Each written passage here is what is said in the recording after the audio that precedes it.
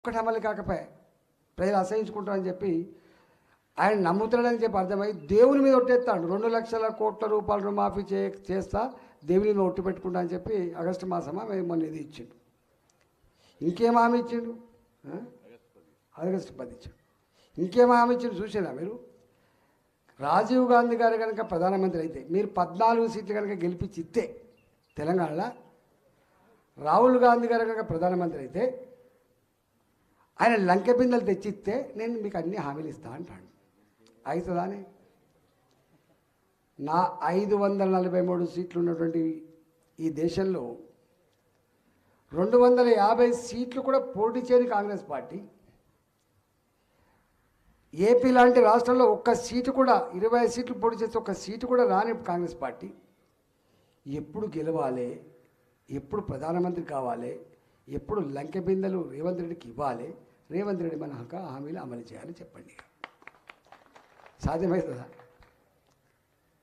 అంటే ఒక్కొక్క దగ్గర అసలు నేను గమ్మత్తుగా చూస్తున్నాను. ఈ ముఖ్యమంత్రి అంటే ఎన్నడూ ఏదైనా మంత్రిగా చేస్తానో, ఏదైనా బాధ్యతయుతంగా ఉంటానో, జర జిమ్మదారి మాటలు మాట్లాడుతున్నాను, కానీ ఇక్కడ జిమ్మదారి మాటలు లేవు. అంటే నీళ్ళ మీద దెబ్బ కొట్టిపోతాను చూసి అక్కడ కొడతాను నేను. పూటకో మాట. ఓ దగ్గర పోయి అంటాడు, మీరు ఓట్లేసి గెలిపియండి, ఈయన మంత్రి చేస్తా అంటాడు. అంటే ఇవన్నీ కండిషన్లు పెట్టినాం. అప్పుడేమన్నా ఏ కండిషన్లు పెట్టలే. బాజాబ్తా నాకు ఓటేయండి, ముఖ్యమంత్రి అయితే తెల్లారి సంతకం పెడితే నీకు ఇత్తిని. ఈ మాట అన్నమాట వాస్తవం కదా. 6 నెలలు అవుతుంది, వాళ్ళు లేవు. ఇక వాళ్ళు చెప్పింది సత్యం. అరే జీపీఎఫ్ కింద డబ్బులు జమ చేసుకుంటే బిడ్డ పెళ్ళికో, ఇల్లు కట్టుకోవడానికో, కొడుకు ఫారెన్ పంపడానికో లోన్ కోసం పెట్టుకుంటే ఇవ్వలేని దుస్థితిలో ఉంది ఈ రాష్ట్రం. కేసీఆర్ మాటలు నమ్మినాం. నేను ఆర్థిక మంత్రిని. దేశంలోనే అతి వేగంగా అభివృద్ధి చెందుతున్న రాష్ట్రం తెలంగాణ అని చెప్పి ఆయన చెప్పి నేను కూడా చెప్పిన. అంతేకాదు, ధనిక రాష్ట్రం అని చెప్పినాం, సంపద కుదరలేని రాష్ట్రం అని చెప్పినాం, రాజు తలుచుకుంటే దెబ్బలు కుదవా అని చెప్పిండు కేసీఆర్. కానీ ఎలకల పడ్డాడు. నీకు ఈ సందర్భంగా సన్నివేశం చెప్పిపోతా. 2018లో నేను ఆర్థిక మంత్రిని. ఎన్నికలకు పోతున్నాం, 6 నెలల ముందు ఎన్నికలకు పోతున్నాం.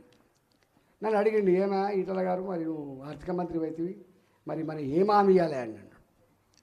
మనం చేసిన పని బ్రహ్మాండంగా ఉంది, ₹1 హామీ ఇవ్వకు, స్టేట్గా పోదాం, ప్రజల ఆశీర్వాదం కోరుదామని చెప్పాను. అగో కాంగ్రెస్ పార్టీ 2,00,000 రూపాయల రుణమాఫీ చేస్తానంటే నీ భాషలో చెప్పాలంటే కత్తి కాదు నెత్తి కాదు వాళ్ళని మర్చిపో అని చెప్పాను నేను. ఆయన భాష మాట్లాడతారు కదా, కత్తి కాదు వాళ్ళది నెత్తి కాదని. గవర్నర్ పట్టుకొని ఎందుకు ఆలోచిస్తున్నావు, ఆలోచన చేయకు అని చెప్పిన. అగో నువ్వు నీ మాట పట్టుకుంటే ఇక మా గవర్నమెంట్ రావద్దా అన్నాడు. మరి ఏం చేయాలో చెప్పు. ఆనాడు కూడా అనేక హామీలు ఇచ్చిండు కేసీఆర్. ₹1,00,000 రుణమాఫీ అప్పుడే ఇచ్చిండు. 3,116 రూపాయలు నిరుద్యోగ భృతికి అప్పుడే ఇచ్చిండు. ఈ 5 ఏళ్ళని ఇల్లు కట్టియలేకపోతున్నా, బ్రహ్మాండమైన ఇల్లు కట్టిస్తా అని చెప్పి హామీ అప్పుడే ఇచ్చిండు. దేశంలో ఎక్కడ కట్టని డబుల్ బెడ్రూమ్ కట్టిస్తా నాకు అప్పుడే ఇచ్చిండు హామీలు. ఇట్లా అనేక హామీలు ఇచ్చాను. నా హుజరాబాద్కి వచ్చి నన్ను ఓడగొట్టాలని చెప్పి దళితుల ఓట్ల మీద ప్రేమ కలిగి దళిత బంధు, కలెక్టర్ అయినా దళితుడైనా 10 లక్షల రూపాయలు ఇస్తా అని చెప్పిండు. ఎంత బాధ అనిపిస్తా అంటే, ఒక డివిజనల్ ఇంజనీరింగ్ ఎలక్ట్రిసిటీ డిపార్ట్మెంట్ 1,50,000 రూపాయలు జీతం ఎత్తితే గాయనకు కూడా కారు వచ్చింది 10 లక్షల రూపాయల. అంటే అట్లా దళిత బంధు కూడా ఇచ్చింది. అక్కడ ఇచ్చి చాలామందికి తెలివిలో మాట్లాడతారు, ఈ ఎన్నికలు అయిన తర్వాత నేనే రాష్ట్రాన్ని తిరిగి ఇస్తా అని చెప్పిండు. బిషాద్ ఎంత 2,00,000 కోట్లు అన్నాడు. ఇచ్చిండు ఎక్కడన్నా? చివరికి నిరుద్యోగ భృతి ఇయ్యలే, ఇల్లు కట్టియలే, రైతు రుణమాఫీ చేయలే, పరువు పోద్దని చెప్పి రింగు రోడ్ అమ్ముకున్నాడు. రింగు రోడ్ అమ్ముకుంటే వచ్చిన 7,800 కోట్ల రూపాయలు, హైదరాబాద్లో ఉన్నటువంటి భూములు అమ్ముకుంటే వచ్చిన పైసలు తీసుకుపోయి బ్యాంకులో కడితే వడ్డీకే సరిపోయింది తప్ప అసలు తీరలేయిందారు. ఈ స్థితిలో ఉన్నటువంటి ఈ రాష్ట్రంలో రేవంత్ రెడ్డి గారు వచ్చి 34,000 కోట్ల రూపాయలు ఒకేసారి ఆగస్టు 10వ తారీఖు లోపు చెల్లిస్తా దేవుని మీద ఒట్టని చెప్తే, ఇప్పటి ఆర్థిక మంత్రి, కొత్త ఆర్థిక మంత్రి హరీష్ రావు గారు ఏమంటాడు, నువ్వు కనుక ఇస్తే నేను రాజీనామా చేస్తా అని చెప్పి అమరవీల స్థూపం దగ్గర పోయినట్టుంది ఆయన. అంటే రాజకీయాలు కొంత భ్రష్టు పట్టిపోయినాయి, బాధ్యత లేకుండా అయిపోయినాయి, జిమ్మెదారితనం లేకుండా అయిపోయి. అందుకనే యథా రాజా తథా ప్రజ. పాలకులు గొప్పగా ఉండాలి, పాలకులు ఆదర్శవంతంగా ఉండాలి, అప్పుడే ప్రజలు ఆదర్శవంతంగా ఉంటారు తప్ప ప్రజలు ఆదర్శవంతంగా ఉండరు. ప్రజలు తప్పు కాదు. కానీ ఒక గుణాత్మకమైన క్వాలిటేటివ్ చేంజ్ వచ్చింది సాంబయ్య గారు. ఏంటిది ఆ క్వాలిటేటివ్ చేంజ్? ఇవాళ ఎన్నడూ ఇష్టపడని, రాజకీయాలను ఇష్టపడని, నాయకులంటే ఇష్టపడని, ఓటు వేయడానికి బయటికి రానటువంటి ప్రజలు ఫస్ట్ టైం ఓటు ఎత్తాను. నేను చూస్తున్నా, ఫస్ట్ టైం ఓటు ఎత్తాను. అడిగిన నేను ఎందుకు వేస్తున్నాను మరి?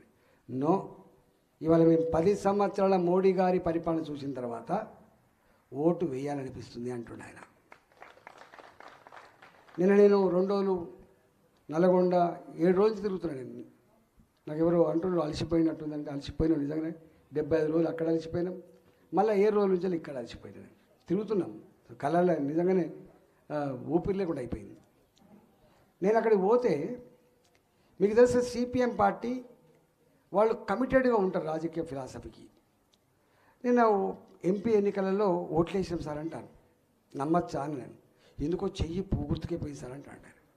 అంటే కరడుగట్టిన కమ్యూనిస్ట్ పార్టీ నాయకులు అన్న మాట, మేము ఈసారి మోడీకే ఓటేసినామని. అంటే దేశంలో జరిగే పరిణామ క్రమ గమనం వాళ్ళ కడప కూడా తట్టింది, వాళ్ళ మెదల్ని కూడా తొలిచినట్టుగా నేను భావిస్తున్నా. దానికి కారణాలు ఉన్నాయి.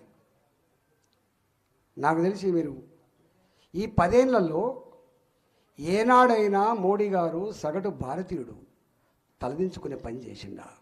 ఒక్కటి చెప్పండి, ఇక్కడ తప్పు చేసిన చెప్పి. ఈ పెద్దోళ్ళు, ఈ గొప్పోళ్ళు వీళ్ళు దేశాన్ని మేమే పాలించడం, మాకే శక్తి ఉంది, మాకే అనుభవం ఉంది, 100 సంవత్సరాల భయపడి కలిగిన చరిత్ర కాంగ్రెస్ పార్టీ అని చెప్పే ఈ పెద్ద మనుషులు బోఫోర్ స్కామ్ ఎవరి హయాంలో జరిగింది? Coal scam, 4 lakh crore rupees scam supreme court ముట్టకలిసి రద్దు చేయించింది మోడీ గారు రాగానే. ఎవరి హయాంలో జరిగింది? 2G స్కామ్ ఎవరి హయాంలో జరిగింది? సొంత ప్రభుత్వంలో ఉన్న మంత్రులే జైళ్లకు పోయిన చరిత్ర ఎప్పుడుంది?